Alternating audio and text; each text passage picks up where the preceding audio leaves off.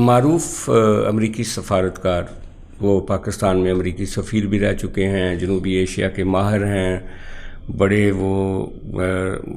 یہ جو مصالحت کار ہیں، انہوں نے افغانستان میں بہت لمبی چوڑی جو ان کی سروسز ہیں، اور خاص طور پہ ہماری ریجن میں اور افغانستان کے حوالے سے وہ امریکہ کے خصوصی ایلچی بھی رہ چکے ہیں، زلمے خلیل زاد۔ زلمے خلیل زاد ان دنوں ایکٹیو ہیں عمران خان کی حمایت میں۔ جب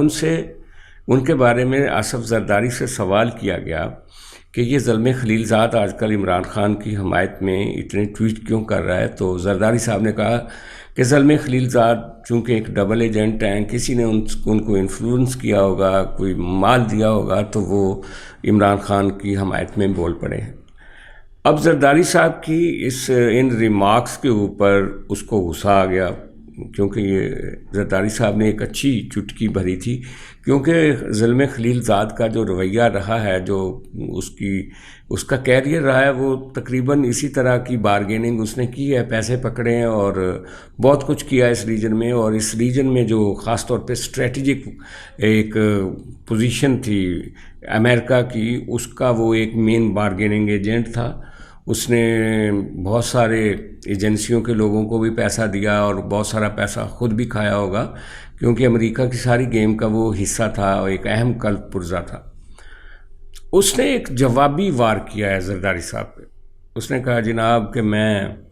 میں پاکستان کے عوام کے لیے یہ سٹیٹمنٹ دے رہا ہوں، مسٹر 10% کے لیے نہیں، اور پاکستان کے عوام جو ہیں ان کے پاس اتنے وسائل نہیں ہیں کہ وہ باہر کسی پوش ایریا میں گھر خرید سکیں، اور وہاں پہ جو بد امنی ہے، ڈی اسٹیبلائزیشن ہے یا غربت بڑھ رہی ہے، میں تو اس کے حق میں بول رہا ہوں۔ اب سوال یہ ہے کہ زلمے خلیل زاد کا پاکستانی عوام سے کیا لینا دینا یا کیا تعلق، لیکن بہرحال یہ اس نے جو زرداری صاحب پہ اٹیک کیا، اس سے مجھے وہ واقعہ یاد آ گیا جس پہ زرداری صاحب کا نام ایک 10% کے طور پہ لگا، اور ان کے اوپر 10% کا ٹھپا لگ گیا، کہ جو آج بھی یعنی کہ 30-32 سال گزرنے کے بعد بھی یہ جو سٹگما ہے آصف علی زرداری پہ، وہ ابھی تک برقرار ہے، اور زلمے خلیل زاد جیسے لوگ بھی اسی سٹگما کو دہراتے نظر آتے ہیں۔ یہ کہانی اگر میں آپ کو 88 میں لیے چلتا ہوں، یہ تقریباً 34 سال پرانی ایک کہانی ہے۔ جب محترمہ بے نظیر بھٹو پہلی دفعہ وزیر اعظم بنی، تو ان کو ابھی وزیر اعظم بنے 6 یا 8 ماہ ہوئے تھے کہ اس وقت کی جو اپوزیشن تھی، جس کا سرگنا، جو اس وقت کی اپوزیشن کے سرگنا تھے، وہ غلام مصطفیٰ جتوئی تھے۔ میاں نواز شریف تو وزیر اعلیٰ پنجاب تھے، آپ کو یاد ہوگا، ان کو زبردستی پنجاب کا وزیر اعلیٰ اسٹیبلشمنٹ نے بنوا دیا تھا، اور پیپلز پارٹی کی مرکز میں گورنمنٹ تھی۔ تو اس وقت ایک نو کانفیڈنس جو ایک قرارداد ہے، وہ لانچ کی گئی محترمہ بے نظیر بھٹو کے خلاف، اور جب محترمہ بے نظیر بھٹو کے پاس مختلف سینئر لیڈر آتے تھے اور وہ کہتے تھے کہ جناب آج کے ایکس فوجی جو کارکن ہیں یا فوجی ملازم ہیں، وہ اس وقت تو حاضر سرورز تھے، ان میں ایک بریگیڈیئر امتیاز تھے اور دوسرے میجر عامر، یہ دونوں جو بریف کیس لے کر نوٹوں سے بھرے ہوئے کروڑوں روپیہ لے کر ایم این اے ہاسٹلز تھے، ان دنوں یہ لاجز نہیں بنے تھے، ایم این اے ہاسٹلز میں پہنچ چکے تھے، اور بہت سارے پیپلز پارٹی کے ایم این ایز کو توڑنے کی کوشش کر رہے تھے، ہارس ٹریڈنگ کر رہے تھے۔ تو محترمہ بے نظیر بھٹو نے اس کے اوپر اس وقت کے صدر اسحاق سے بات کی اور اس وقت کے آرمی چیف سے بھی بات کی، لیکن یہ سیاسی طور پہ چونکہ آپ کو پتہ ہی ہے کہ ایک خاص لیمٹ ہوتی ہے جو قرارداد پیش ہوتی ہے، جب آپ کے خلاف تحریک عدم اعتماد کی قرارداد پیش ہوتی ہے، تو اس کے اوپر چند دنوں میں یا ایک سرٹن پیریڈ میں اس کے اوپر آپ کو وہ رائے شماری کروانی پڑتی ہے۔ تو وہ ایک کھلا چیلنج تھا، یہ سامنے آپ کے کون تھے، اسٹیبلشمنٹ تھی، اور اس کے جو سرونگ یعنی کہ کیپٹن میجر اور بریگیڈیئر لیول کے لوگ تھے، وہ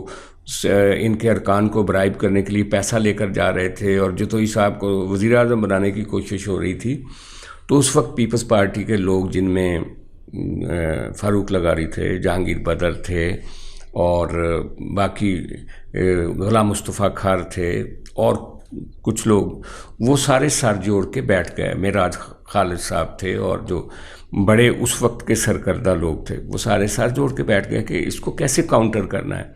تو انہوں نے کہا کہ پھر جیسے وہ پیسے دے رہے ہیں آپ کے ارکان کو، کیونکہ اس وقت ان کے سامنے انٹیلیجنس ایجنسی جو ہے IB جو وزیر اعظم کے ماتحت ہوتی ہے، تو اس نے ایک رپورٹ دی تھی کہ جناب یہ جو کراچی اور لاہور اور پشاور اور پنڈی اور کوئٹہ کے جو بڑے صنعت کار ہیں، جو ارب پتی لوگ ہیں، ان سے یہ پیسہ اکٹھا کیا گیا ہے اور یہ ISI نے پیسہ اکٹھا کیا ہے اور یہ آپ کو کرسی سے ہٹانے کے لیے پیسہ استعمال کیا جائے گا اور ISI ہی اپنے افسران کے ذریعے ہی یہ پیسہ ارکان اسمبلی میں تقسیم کرے گی. تو پیپلز پارٹی والوں نے کہا کہ آپ بھی کوئی پول بنائیں پیسہ اکٹھا کرنے کی. تو کسی نے کہا میں 10 لاکھ، کسی نے کہا میں 5 لاکھ. وہ ٹوٹل مل ملا کے کوئی 50-60 لاکھ روپیہ بنا. وہ 1 کروڑ روپیہ بھی نہیں ہوا تھا جو اس وقت پیسہ پول کرنے کی کوشش کی گئی تھی. تو پھر یہ پیپلز پارٹی کے اندر ایک اعلیٰ سطح پہ ایک ڈیسیژن ہوا جس میں یہ سارے سینئر رہنما موجود تھے کہ یہ جتنے انڈسٹریلسٹ ہیں ان کو کام تو فیڈرل گورنمنٹ سے پڑتا ہے. آج جو تحریک عدم اعتماد ہے اس کو تو ہم فیس کر لیتے ہیں. وہ غلام مصطفیٰ کھار نے سرائیکی بیلٹ سے 3-4 MNA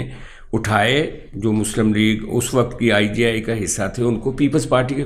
ساتھ کھڑا کیا اور بی جو ہیں وہ تحریک عدم اعتماد میں کامیاب رہیں. تو اس کے بعد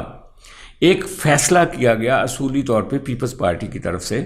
کہ IGI ہے اور اس میں ساری ملک کی پولیٹیکل پارٹیاں بے نظیر بھٹو کے خلاف کھڑی ہیں، اسٹیبلشمنٹ ان کے ساتھ ہے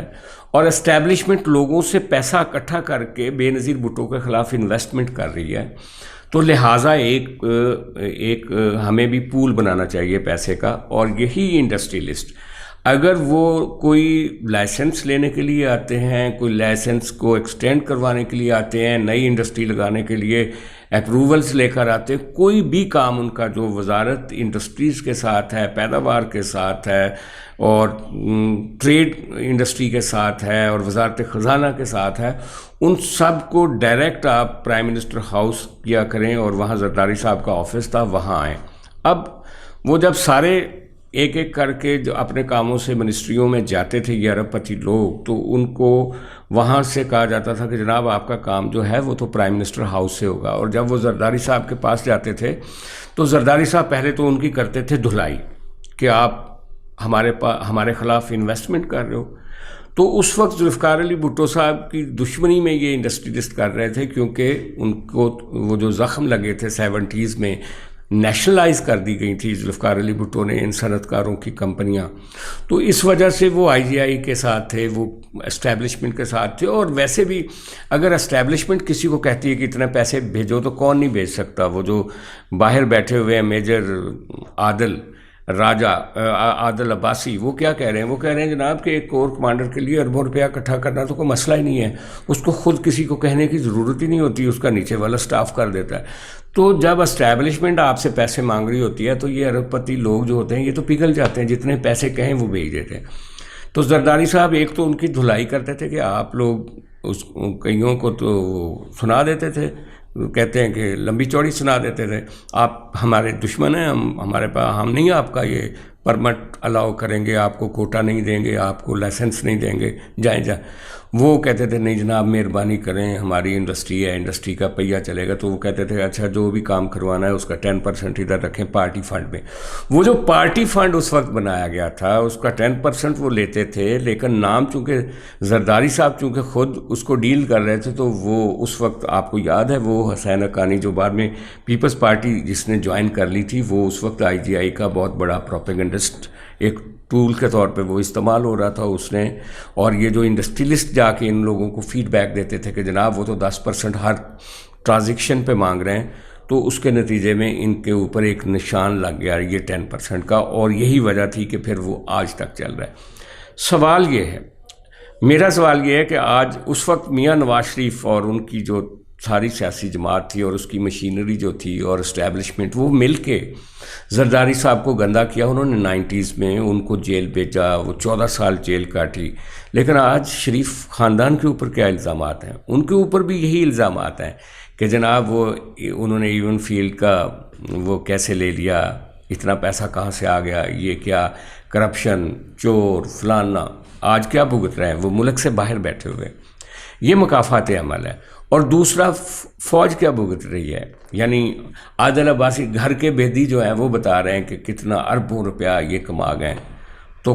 کیا زرداری صاحب کو اکیلے سنگل آؤٹ کر کے اس طرح کے الزامات لگانا کسی بھی کامن سینس میں نہیں آتا. اور خود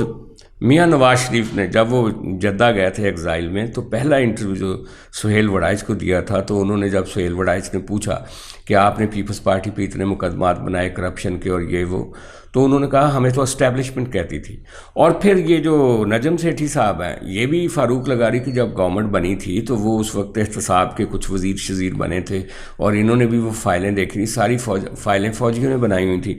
پھر آپ نے دیکھا ہوگا کہ جنرل مشرف نے ان کے خلاف انکوائریاں کھولیں